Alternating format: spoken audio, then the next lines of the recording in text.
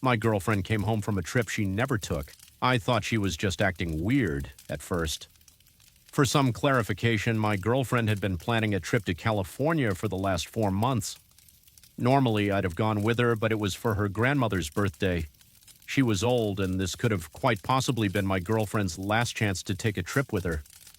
She had spent those 4 months meticulously planning, as she always did, and the week before the trip, she must have had at least 5 full bags packed for her week-long venture.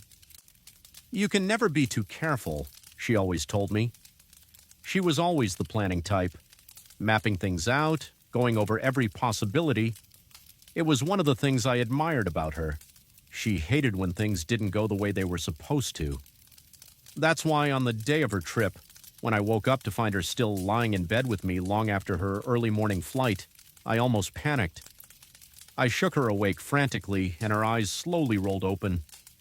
She groggily asked why I was waking her, and when I told her the time, she didn't react how I expected her to. Instead of panicking herself or even calling her mom to let her know she missed the flight, she simply rolled back over and shut her eyes again. "Oh yeah," she groaned. "The flight. Honestly, it should be okay." "Be okay?" I responded, a bit flabbergasted. "Don't you think you should at least call and let them know?" She grumbled a lazy, No, everything should be fine," before she began snoring, something else that was completely new for her. I didn't know what else to do. I couldn't force her. I was just shocked, I guess. I just thought that maybe she had already talked to her mom and grandma. Maybe something had come up and she forgot to tell me. I just went to work like everything was normal. When I came back, she was still at home. She looked absent. I found her sitting on the couch staring at a black TV screen. When I greeted her, she snapped out of it. "Honey, I'm so glad you're home," she chirped. "Tell me everything that happened at work today." We spent the whole night chatting, but it was like her mind was somewhere else. I'd catch her drifting off into outer space. She thought too long about her responses. Her speech pattern was slower than normal, even though her face was one of excitement as we talked. I figured that something must have happened with her grandmother, so I asked her, "Hun, did anything happen to make you not want to go on your trip?" She stared at me for a while. Her smile disappeared. Her face was blank, but only for a split second before lighting up again. "No, not that I know of," she responded cheerily. "Why do you ask?" "Just wondering," I replied cautiously. The next few days were weird. She never seemed to want to leave the house. I mean, not that I could blame her. She had already taken off work for the trip, but I figured she'd at least want to go to the park or something. It was one of our favorite things to do together. She also wasn't eating much. Every night I'd cook for us, but she kept insisting she wasn't hungry.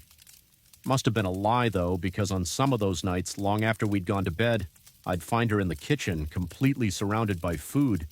Cereal boxes would be ripped open with their contents scattered across the floor.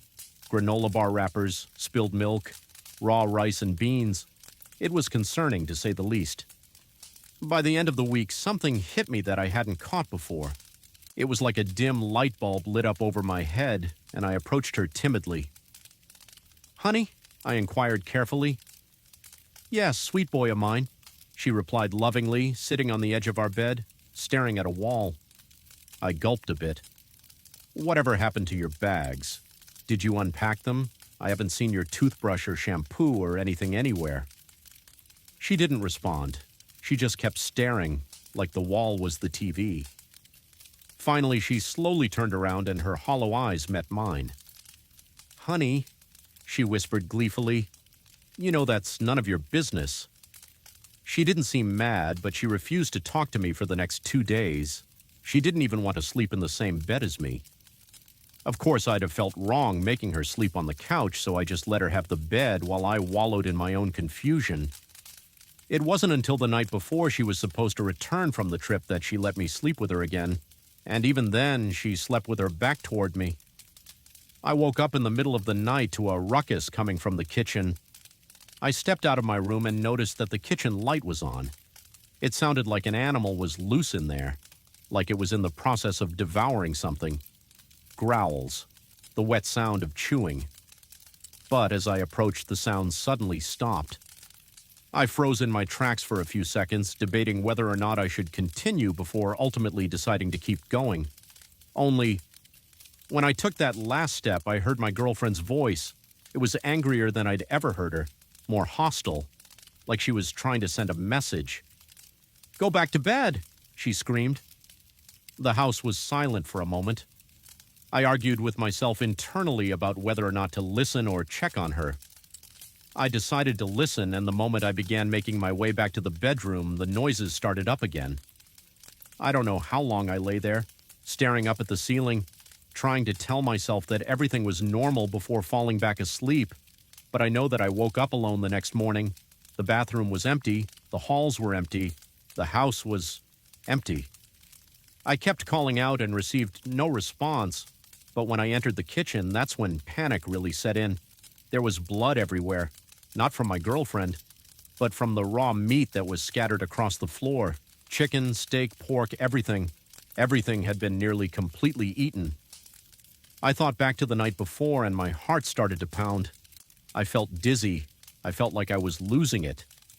I tried to take a seat to calm myself, but before I could, the front door opened. "Honey," my girlfriend sang, "I'm home. Can you come help me with these bags? I've got so much to tell you."